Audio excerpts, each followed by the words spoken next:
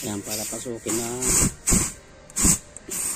grasa yung matitigas na grasa natin. Yan. Kita nyo medyo pumapasok na yung hangin sa loob.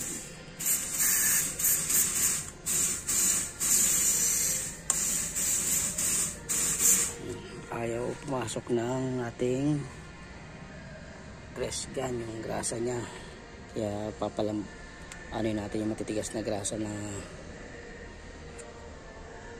naka-stack, nakabara dito sa daanan ng grease fitting.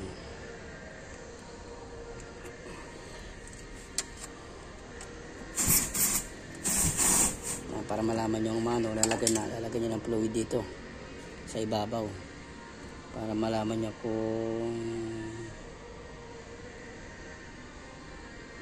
yan, kung pumapasok na yung grasa.